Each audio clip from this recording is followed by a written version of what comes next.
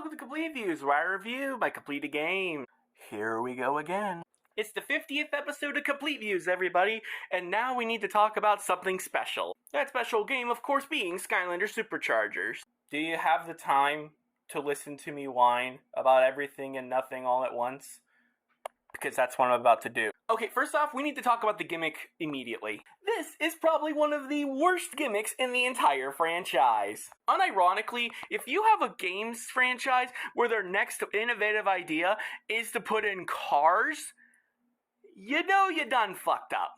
And while some of these are actually okay, mostly the cars for having wheels that actually move, some of these are big slabs of plastic, like this thing. Also, they decided to finally change the base design, and I feel like it's a little weaker. I find this especially bad considering the fact that pretty much every Skylander now has the exact same base outside of like some magic or flames coming out of it. Also, like, more than half of the roster is characters like this. And while I did just show an example of one that was actually adapted properly, I don't like the most of them. In fact, Superchargers I feel like is one of the weaker games when it comes to Skylander quality. Now, of course, these ain't Series 5s, these are Superchargers, meaning they completely destroyed the entirety of a core Skylander. They got rid of it completely, and now everything is the really expensive Skylanders. Cool. Oh yeah, by the way, every single Fire Skylander has a land vehicle, every single Water Skylander has a water vehicle, every single life element is an air vehicle. Like, there's no variety, okay? It's just, if you're a Fire Skylander, you have to have a fire land vehicle, otherwise you're stupid. Also, Light and Dark only have one Skylander and one vehicle associated with it. Really cool, thanks Trap Team for introducing that. Oh yeah, before I really get into anything, there's one more thing I need to talk about. This piece of shit. Now, I understand that in the last game we basically got the Trap Chaos, and that was an experience in of itself, but all the Chaos Cup does is literally just allow you to play as Chaos in the racing modes. Not just any race either. It specifically has to be the air races. Probably the worst one. And before any of you say anything, I don't really like how his portrayal was in Imaginators either. Literally making him a fucking Skylander. Anyways, let's get on to the actual game now. The first thing you'll notice is the fact that you can actually play Nightmare Mode from the very beginning of the game. This is already kinda weird, but trust me, it gets weirder from here. Anyways, let's get to the opening, which is my favorite part of the game. As stated already, Chaos got trapped in the last game by us, and now he's stuck in the Traptanium Vault for the rest of his days. How the hell does he get out? Oh, I don't know. It doesn't tell us. The game never tells us. Actually, wait, you know what does tell us? The comic books! Yeah, I'm not joking. The only way to understand how Chaos escaped the Traptanium Vault is by reading the fucking comics! Oh yeah, there's also a comic book for Turbocharged Donkey Kong and Hammer Slam Bowser, which basically amounts to, once upon a time there was a portal from Skylands that opened into the Mushroom Kingdom and brought Bowser and Donkey Kong, and then they uncharacteristically helped some people. That's the entire comic book, you didn't need it. But yeah, no, getting back on track, this game, going from Chaos being completely, totally trapped, to then ruling all of Skylands, completely and totally ridiculous move there, guys. Completely ridiculous. Anyways, Chaos then destroys the entire portal link between our world and Skylands, but I thought that connection was a bit more magical, but I guess it means the USB connection? I don't know, it's stupid. But luckily, Hugo was able to make a rift, and now we can finally play the game! Right?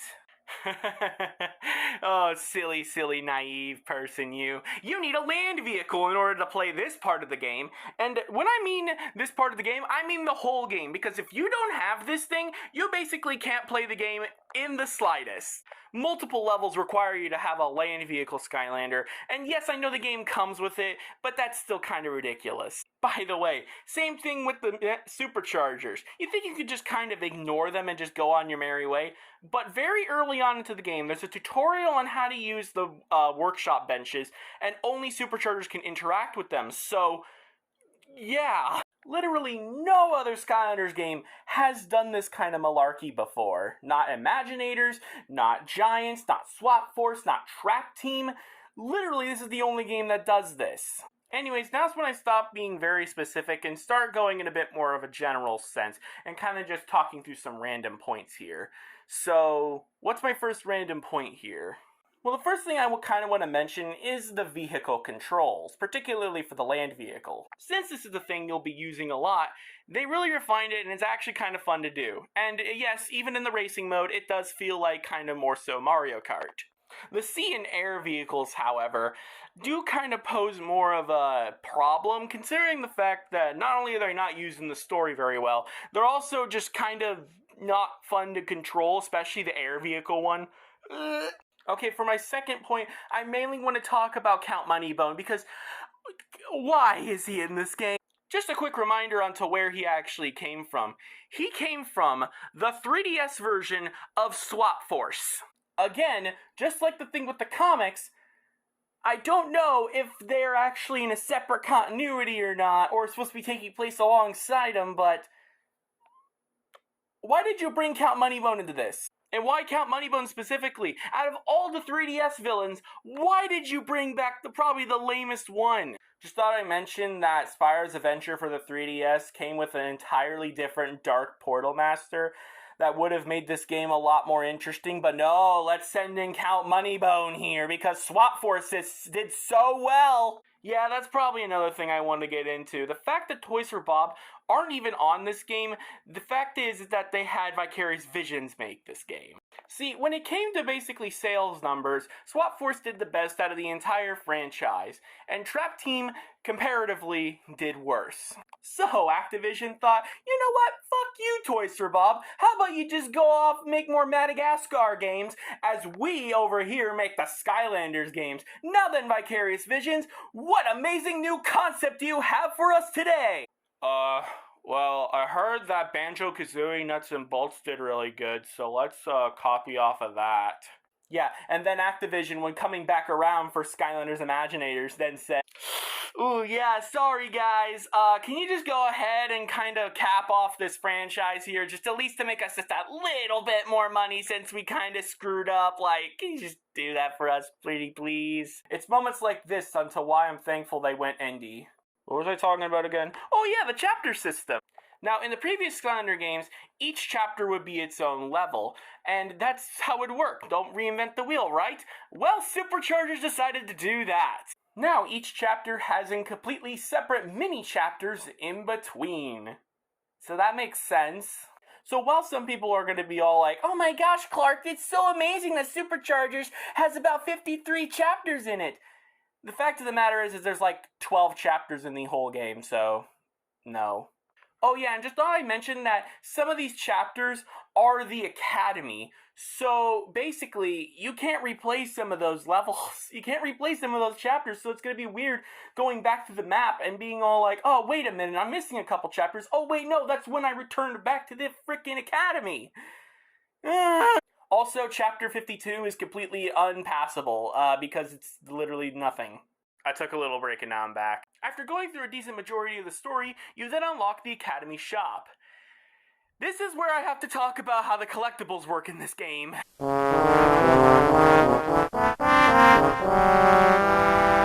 In the previous Skylander games, if you wanted to get Tree Rex's Soul Gem, you would have to wait until Molken Mountain and then you'd have to actually go ahead and collect it. In Superchargers, that is not the case. Every collectible is randomly gotten. By the way, I thought I'd mention, this includes hats. And hey, good luck if you tried to complete Skylanders Trap Team before, because now it's completely and totally mute. At any point in this game, you can just unlock the rainbow hat, point blank, no matter what. And the Academy shop amplifies this worse, because it's like 300 coins in order to actually obtain it. And you want to know what the best part is? So, in Skylanders Trap Team, it gave you 42 critical hit. Here, it gives you 42% critical hit chance. What? The best part is that when it comes to the Academy shop, it is probably the most exploitable thing you could ever do. Now, I completely get it. If you don't have a lot of money on your Skylanders like I do, then really the Academy shop is kind of be a decent enough amount of a barrier of entry. But if you have a Skylander that, oh, I don't know, played the previous game, then you'll be drowning in money, so this is kind of a problem. Oh yeah, and by the way, you don't even need to spend money in order to get the rainbow hat, because it'd be randomly gotten in other levels. I literally used to farm the second chapter of this game to do the 2 free collectible pinatas, and then go back to the academy to go and restock the shore, before I realized you could literally just select the academy and reload the map to reset the store. What a great system that is. Oh yeah, and just a reminder, Battle Brawl Island has 3 collectible areas, and you could easily get money from that. Let's take a quick break here and talk about something positive. Definitely, one of my favorite parts about Skylanders, especially in this later area, is definitely how they portray Skystones. In Giants, it was literally just Triple Triad, but for babies. And then, in Trap Team, they actually expanded it to be its own actual card game. It kind of was too simplistic to be good, but hey, it was still there. And then you have Skystones Overdrive. Holy shit, man. I really, really, really hate the fact that they never went past this game. Skystones Overdrive should have been a physical product that we should have had in the real world. Why was it not there? Not only that, unlike the rest of the game, Nightmare difficulty actually does affect these guys really hard. Especially considering the fact that they always have the same cheap Golden Queen card that just heals them for 10 HP. Really cool. But otherwise, I love the game. Let's spend this section of the video talking about Glumshanks. Now, many people are quick to say Superchargers has the best story in the franchise. And while I agree to a certain extent that it's a lot more serious than something like Trap Team, where it's, oh, I released the villains and now they're gonna do stuff. Here, it's more so about, like, Chaos and his relationship with the darkness, along with just the fact that he's actually winning for once in his life against the Skylanders. Also, you can definitely not convince me that the darkness is not supposed to be Chaos's father in a way, because of definitely what he asks about his mother, okay? You cannot ask me. Anyways, in this game, Glumshanks gets fired and then gets thrown off to the Skylander Academy because why not? And then in the very next level, Glumshanks gets indicted trying to save the academy. And then in the very next cutscene, they find out that he's alive. Now, I've already made a Things and Stuff video on this, but again, it's such a stupid moment in the game because everyone thinks that Glumshanks is dead, but he isn't. Just a quick reminder that the reason to why Chaos decided to even attack the Skylanders at this point was not only because he had the Academy just right there, but also because we just finished getting the Core of Light to work as a weapon against the darkness. Because the Core of Light was not meant as a core of light, it was meant as a weapon to vanquish the darkness. Huh? But yeah, just a reminder, the entire plot of Spyro's Adventure was building this damn core back up. And then Superchargers, about 4 years later, he completely destroys it. Hoorah! But yeah, doesn't this mean with Glumshanks still being alive and all that kind of stuff, doesn't that mean that the core of light pieces are just strewn around Skylands now? We could easily just grab those back and put it back together again. Granted, I know they were running out of development time and all that stuff, and you can't have another 50,000 levels, but like, still. Also, the Ridepocalypse level sucks. Another reason a lot of people really enjoy Supercharger stories because we mainly get to see a little bit more of the ancients. Ever since Spyro's Adventure, these guys have kind of been shrouded in mystery, being like, they created stuff. Wow, thanks, Master Eon. But here, we actually get to experience some of their history. Like, quite literally. Unless you don't have a Sky or Sea vehicle, so who cares, I guess. At least you get the land vehicle chapter in the Spellpunk library. Yay. So you want to know where the fucking darkness came from? You're never gonna believe this. They came from the Dark Rift engine. Really? That's where the darkness came from? Not just as some vague, ambiguous identity from the Outlands? No. From the Dark Rift engine. Oh yeah, it has to do everything with these fucking Rift engines. Yeah, that's how it's so important. What was the Rift engine powering? Good question. It doesn't matter. The Rift engine was the cause of all this. Yeah, if you asked the Spyro's Adventure devs where the darkness came from, they definitely would have told you the fucking Dark Rift engine, you stupid piece of shit. And then we have another level that means absolutely nothing in the game's plot at all, because it's just Mag getting captured by Sky Pirates and blah blah blah. That chapter could have been written out, and it should have. Regardless, the final level starts off on an air vehicle section instead of a land vehicle section? What sorcery is this? Oh wait, you could just talk to Flynn and then he'll completely skip the entire section for you if you don't have a vehicle. Fucking seriously?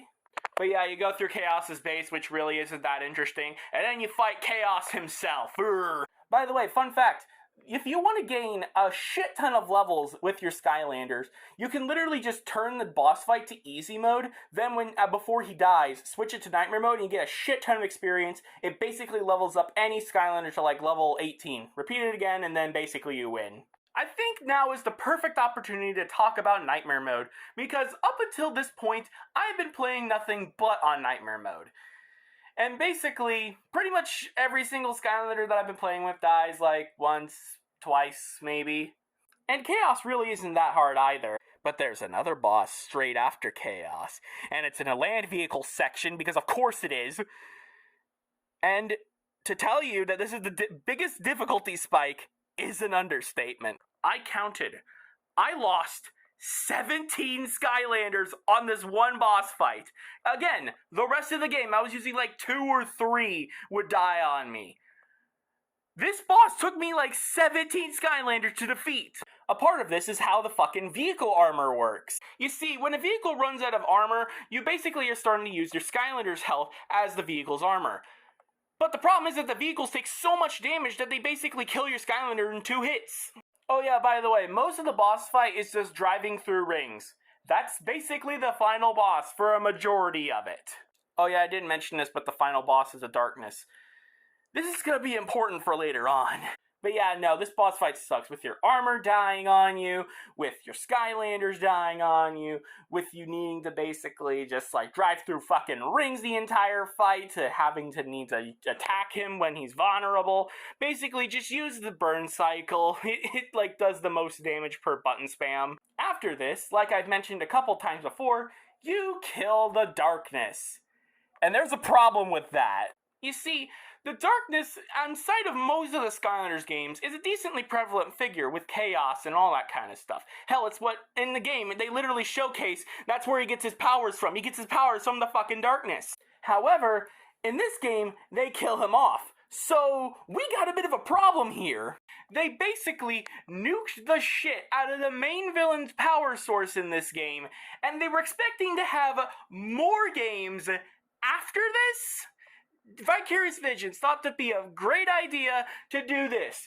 This is entirely the reason onto why Mind Magic exists, by the way. If you're ranting about, oh, Imagineers is such a bad Skylanders game, this game is the reason onto why Mind Magic exists in the first place. They had to invent Mind Magic in order to supplement the fact that they murdered the fucking main point of the damn franchise to begin with. Oh yeah, and by the way, all of this, I already talked up the darkness and all that, but guess what? This is probably the easiest Skylanders game in the franchise. Not only is the Rainbow Hat way too accessible for how early in the game you can get it, it's also just the fact that the game is just not difficult. The game also incorporates its own ways on making Nightmare Mode easier. Throughout the game, you'll obtain Stardust either through chests or by lockpicking puzzles or just by completing levels and all that kind of stuff. At the higher ranks of all of this, you actually get stuff to make Nightmare Mode easier. More critical hit, more armor, more blah blah blah, because armor is the one that should have brought you to your attention. This basically means that every enemy now is just as easy as they were on easy mode, but now they take 500 times more damage. And ironically, hard would be actually harder than Nightmare Mode in this case. This, of course, doesn't really extend itself to the vehicle sections in this game, but like, still, you basically become just an easy little Skylanders game at that point. And even on the easy mode, I mean, food basically heals you to full health on easy, medium, and hard. It's only on Nightmare when it only kind of heals you to full. There's also a bit of bonus content that we need to talk about because, of course, I'm not done talking about this game. In this game, you have both quests from Hugo and Tessa. This is going to be the only time I talk about achievements in a Complete Views episode, isn't it? Basically, some days they just have you do some random-ass mission. There's really nothing more to say. Tessa's is a little bit more interesting over the fact that they actually are like, oh, go to Battle Brawl Island and win with this special condition. Whoa. But, like, Hugo needs you to go and complete specific vehicle areas, and it's just like, no thank you. Also, I forgot to mention that the level design no longer has elemental zones in it. They only have Supercharger gates. What a downgrade. And that's what Hugo's challenges are supposed to basically rely on by the elemental zones there. What a waste.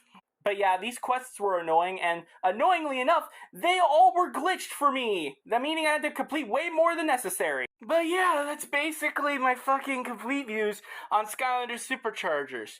Could you tell I had a lot to say about this game? Now, of course, while I did badmouth this game for a long-ass time, the thing is that I still like this game, of course, more than My Friend Peppa Pig and the other Outright Games games. I like this more than Pumpkin Jack. I love this a lot more than a lot of the other games I've covered on the series. Even the original Spyro's Adventure, I like this game more than that, because I'm a sadist at heart. Of course, though, when it comes to Trap Team Giants or even Imaginators, I would still gladly take those games over Superchargers any day of the week. In short, this game gets an enjoyment rating of 4th best Skylanders game. I don't think I even need to say more than that. Thank you all for watching the 50th episode of Complete Views. Have a great rest of your Monday.